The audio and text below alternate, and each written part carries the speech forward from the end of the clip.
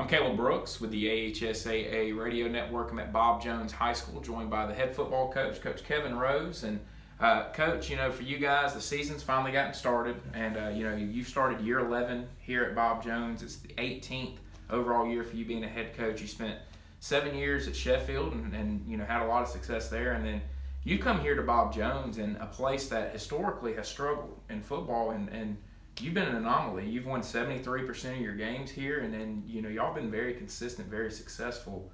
What is it that has helped y'all be so successful, so consistent here, at a place that historically hasn't been able to do that? Well, historically, I think they were about a 40%, winning percentage. Now, when I got here, we had a very large student body, and when I got the job, I thought if we did a good job coaching that we should win. We were number one in the state in average daily attendance, and if you know anything about high school football, it's a numbers game. You got to have bodies, and typically you can look at average daily attendance, and that's going to tell you where you're going to land. And we were very good there for multiple years, and we've been very, consistent over the last 10 years. I will say since, James Clemens opened 7 years ago, it's made our job much more challenging because we literally lost half of our student body and half of our revenue playing in the highest classification. So now, rather than being number 1 or 2 in student population, we're like 16th or 17th, and it certainly created some challenges as far as, we really have some depth issues now that we didn't have back when I first got here. We never had a kid play both ways, and now we've got multiple kids playing both ways. So that's something certainly we've had to address, and and again in 7A, the tricky part is you're one of the 32 biggest schools in the state, but there's still such a discrepancy. Hoover High School's got 3,200 students.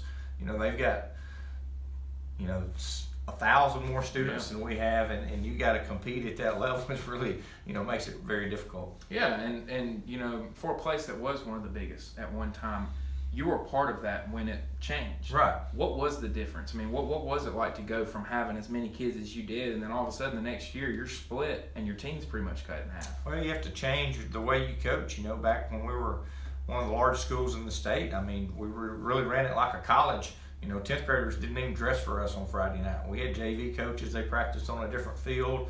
Unless you were some kind of all-state caliber guy, you weren't going to play on Friday night as a 10th grader. And now we start 10th graders, and they practice with us. We had about 200 players in the program, 9 through 12 at that time. Now we got about 100, 9 through 12. So it was literally a 50-50 split. So we've started having to coach like I did when I was at Sheffield and when I was at Desher. I've got to have a mentality of, this guy's not just a quarterback or just a receiver. He could play corner, he could play dog. He could play several special teams. We have to think like a 4A or 5A coach as far as our roster, because that's the type of roster we have. And so, considering, what you just said, when you look back now at your time at Sheffield, do you feel like that was something that now really prepared you for where you guys are at as a program now? Oh, absolutely. And just the way you think. Sometimes I'll catch coaches. Yeah, but, Caden, for example, playing offense and defense, well, that's my quarterback. Well, when I was at Sheffield and Desher, our quarterback played defense. It is what it is. We don't have another one over there hiding behind the bench. This is the best option we got. We're going to have to play some of these guys. Yeah, and you mentioned Caden. You were telling me he's not only playing quarterback, he's playing safety, he's playing H-back, he's playing a little bit of running back, he's having to do it all.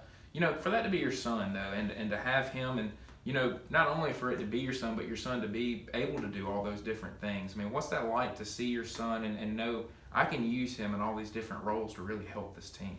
Well, I'm proud of him. I'm proud he wants to win. We've got Slade Alford's capable of playing quarterback and giving us a chance to win, and allows Caden to play somewhere else.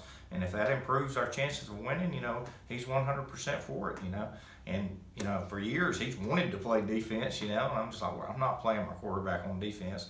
Until last year we got in a situation at the end of the year where we had some guys injured and out for the year, and we just didn't have a choice. We had to move 3 offensive guys over to defense, and they played the last 4 games, and it really helped us, and we've had to do some of that this year as well. We talked about the split a little bit, and you can go back and look kind of when the split happened. Something happened here where you guys just haven't been able to get over that hump in the first round of the playoffs. You've been able to make it easily and have been there, but it's just something about that first round. What do you kind of point to that's just really been the thing? Is it starting to become a mental thing here? I mean, what do you think it is? I don't think it's a mental thing. I think it's just, it is what it is. Our roster was split in half. We don't have the same caliber of player we had previous to that. And also, since you went to 7A and the split, we match up every year with the Birmingham region. And I mean, I don't care if you're playing the 1 seed or the 4 seed, they're going to be outstanding now. And 2 of those games, playoff games, we were within, 1 point or 1 play of winning and just didn't get it done. But, I think you just look at the split. I mean, if we still had the same roster we had 7 years ago, we'd be winning playoff games just like we were. I mean, we won 6 playoff games, and went to the 3rd round twice. But, we just, like I said, we don't have the numbers that we had in those days. That doesn't mean we can't win a playoff game. Hopefully we'll make the playoffs and win a playoff game this year. It's very challenging. Again, we played Hoover last year in round 1.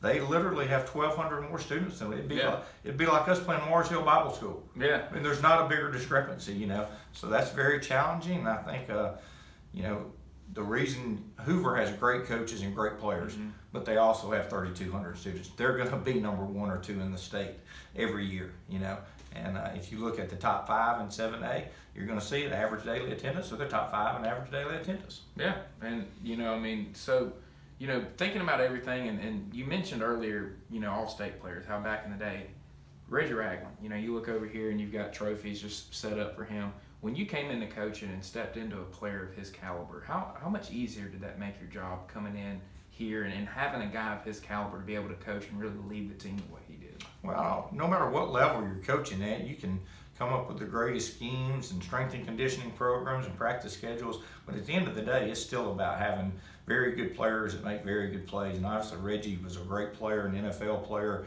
and if you got him the ball or if he was playing defense, whatever, he was going to make you look smarter than you are. And you have some of those guys in your career. Collins Moore rings a bell. He was a great high school player. You have guys that the Jimmies and the Joes, they make plays and they're winners. Yeah, and you looked at it a couple of years ago. You mentioned the split with James Clement. A couple of years ago, James Clement had, 3 or 4 defensive guys that went D1 that had the schools not combined, they'd have been here. Had the schools not split, I have no doubt we would have won, 1 or 2 state championships. I don't have any doubt about that. I mean, we've played them a couple of times where they had, 3 to 4 SEC guys on their team. One year I know we beat them, I think 28-20, and we were very good on offense, and they were very good on defense. Had you had those 2 teams combined, I don't have any doubt that, we would have played for a state title or won a state title. For you guys this season, you start off the year, you go play Christian Brothers, Tennessee. How did that game come about for you? How did you end up, getting in contact with them and scheduling a game against the team from Memphis? Well, we had always in week 0 or week 1 tried to seek out somebody kind of a national type game. I just think I like to do things for the kids that are a great experience that they'll take with them. Not that the local teams aren't good, but just to put them on a bus and charter to Memphis, Tennessee, I think that's something they'll remember the rest of their lives. And, we're just kind of searching out different opportunities and ran across Christian Brothers High School, and they needed a game. They were having trouble getting a game, so we signed a 2-year contract, and they came over here last year, and then we went there this year.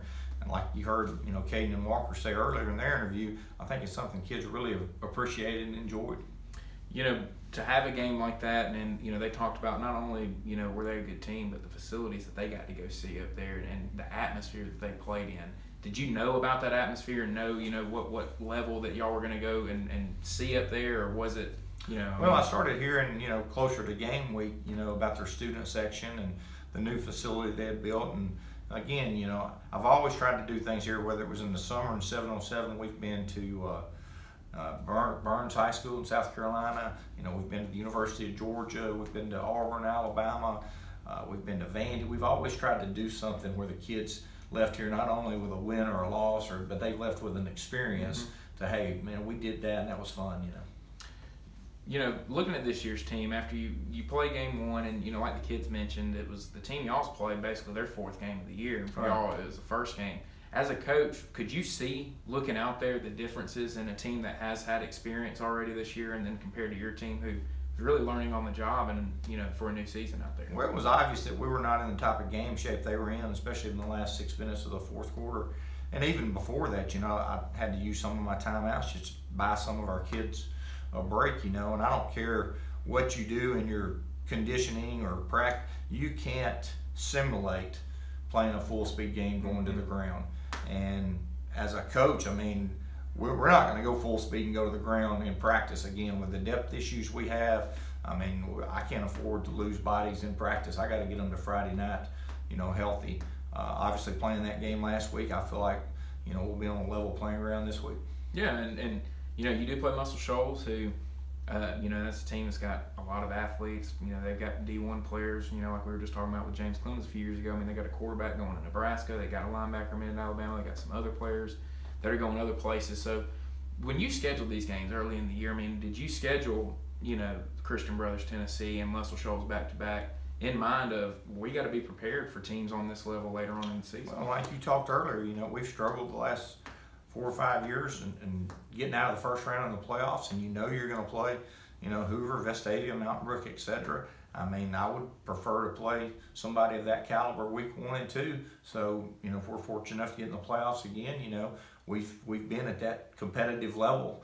Somebody that's really well coached and a really good football team. I think it gives you a better chance to win. I'm not worried about, what our record is. I don't mind losing a football game if it makes us better. And I think both of these games, after the first 2 weeks, whether we're 0-2 or 1-1, we're going to be a better football team than had we played someone not as talented. What did you see watching film on your team that impressed you and, where you kind of said, okay, maybe we're a little bit ahead of where I thought, at this point in the season? Well, I thought we played really hard. And I was very proud of them. You have those games where you get beat, where you don't feel good about it. There was nothing that I saw in the Christian Brothers game that I felt bad about. I thought we played really hard. I thought our attitude was really good. The only negative I would say is, like I said, we were not in the type of game shape that I would like for us to be in. I think that'll correct itself this week. And again, you go back and say, well, what could we have done differently? I don't think we could have run them anymore.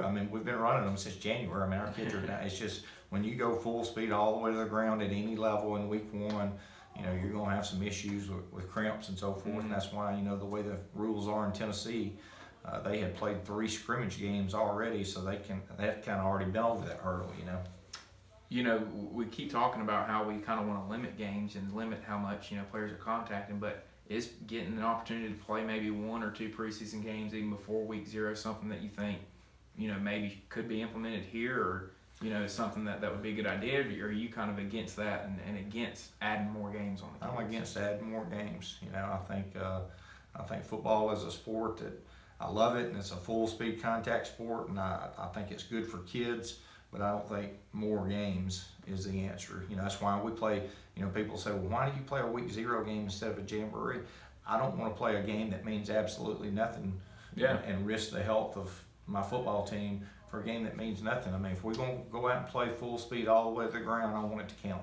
Plus, you lose that bye week. Do you feel like that bye week is important to have even at the high school level? Well, we take our bye at the end of the season, so you actually have 2 weeks to prepare for the playoffs, which I also think can be an advantage to get some guys healthy that have been dinged or banged up. But it's, even if you read about the NFL or you watch NFL football, I think most of those guys, if they were being honest, would tell you that the preseason has little to no value. Mm-hmm. Other than young guys that are trying to make the club. I don't think a 5-year veteran, takes any value from a preseason NFL football game that means absolutely nothing. Well, Coach, I really appreciate you taking so the time much. to sit down with me. Yes, sir. And, wish you guys nothing but luck this year. Looking forward to seeing how this season shapes out, and wish you luck this weekend. Thanks, Cal. Appreciate it.